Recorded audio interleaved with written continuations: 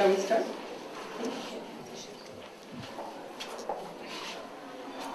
We are City Mayhem, and here we go, a little bit of review. So we identified some issues early on, the first being that all of the neighborhoods in Dodge community are isolated. And so we began to sort of study the differences between these, how they're related, and at the end we determined that like Dodge community members actually rely on each of these communities individually, so some connections between them are quite important. Next. Secondly, we looked at just like the general site planning, and more specifically looking at infrastructure elements that restrict or amplify the isolation with these neighborhoods. And so you can see that there is sort of a problem where you can imagine a time before the infrastructure where you had a lot of visual connections as well as physical connections, but now with the infrastructure, those were removed. Next. So based on that sort of focus, we began to study areas of importance. The first being the area of the flood wall, the main entrance.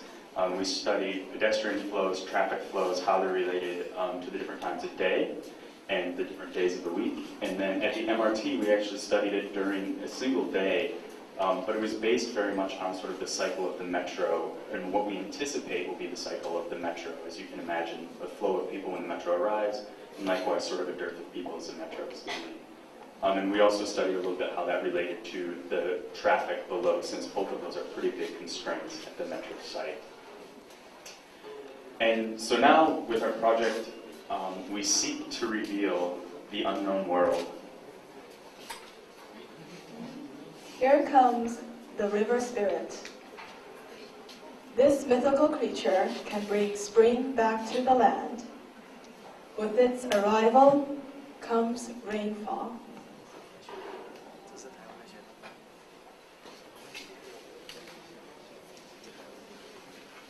When the northwestern rain starts raining heavily, the fish can have a wedding. The groom parades to bring back his bride. On their way, night starts falling, and they can't see the way. Thankfully, fireflies lighten the way for them, and they can finally bring their bride back home peacefully.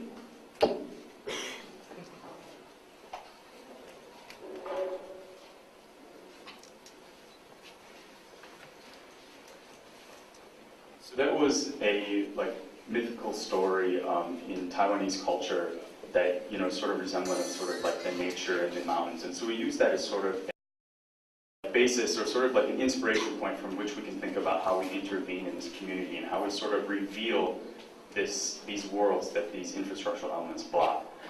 So these are sort of just final sketch images of our intervention at the MRT and then our intervention at the flood wall, which we will talk through now. So the first site that we'll be looking at or discussing now is the flood wall. So as you can see, we concentrated mainly on this central axis that connects the north and south sides of the community. So you can see that there is sort of a density and a focus within this flood wall related to our intervention.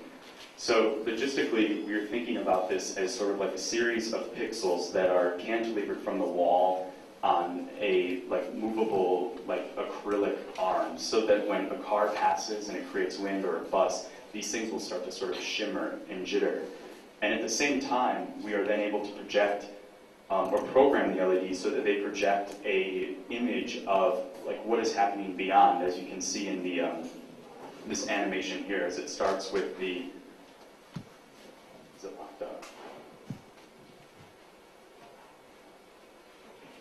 So you can see how it's projecting the activity beyond, and then that transforms into this unknown world as we were inspired by earlier. And you can start to see how some of this, if they were still, starts to be imaged on the wall. Next. And then so this is that sketch right where you can get an idea of sort of the gradation changes, which relates to the flow of people that we studied earlier, where there would be maximum sort of viewing angles and where you can begin to spread these apart because the viewing angles will be much longer, so you won't really lose the sense of this as a screen. Next. So for the MRT side, we took a very similar approach, but this time we actually are suspending these things from the underside of the MRT. So in the master plan, you can see that on that main axis we have sort of a bulbous area where it's much larger. This is sort of the central place where you can cross that road between the north side of Daja community and Daja community itself. And then likewise, the intervention sort of, follows the MRT throughout its length when it's above ground, getting denser at points of intersection and then sort of fading almost to nothing in between these stretches. And so in plan, you can begin to see that gradation as well as the imaging. And in section, you can see how we would mount these things at 3 different heights and then also allow it to take a curve so that in the long section, you begin to sort of recreate this image of a natural scene or the mountain. And so looking at these orbs, as we're calling, they have a couple intentions. The first being that they would be mounted on elastic strings, so they're actually allowed to move up and down. So that the idea would be that as the MRT came, or similar to how on the flood wall the cars made these things jitter, here the MRT or the natural wind would allow these things to sort of have a natural oscillation.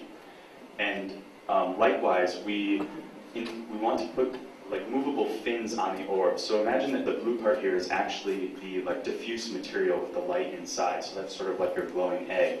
And around it are these 3 shells that can sort of roll into each other. And the way that we intend to do this is that you would find sort of their natural pivot point, so that they'd be weighted equally on both the top and the bottom half, so that you can imagine as this thing moves up and down, it very freely closes and opens with almost no effort, just from the effort of the elastic itself.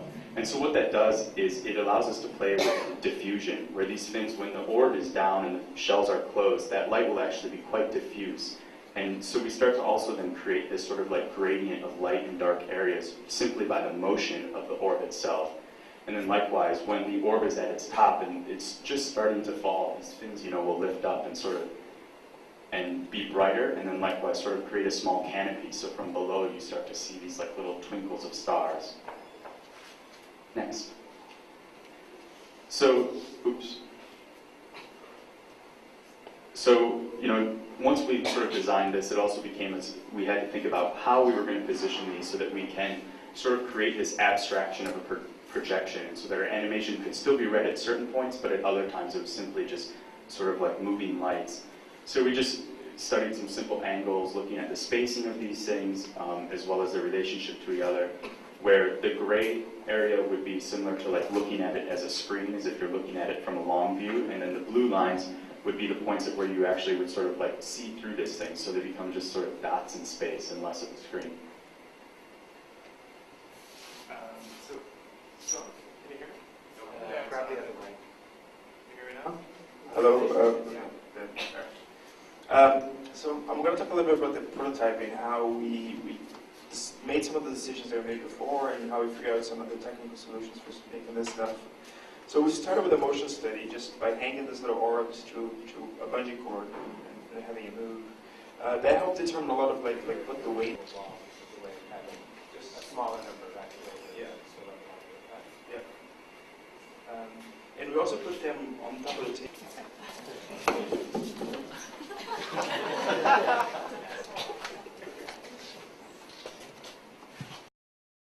Welcome to Daji, a beautiful place to live.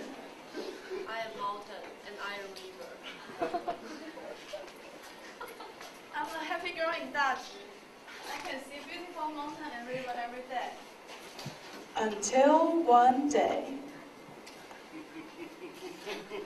I'm around the world. I protect people from water. I'm MRT. I provide people convenient transportation. What can I do?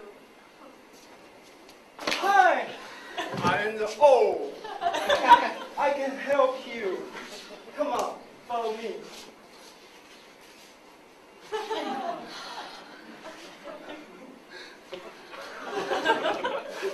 So the orb brings life back to Daji, and they live happily ever after.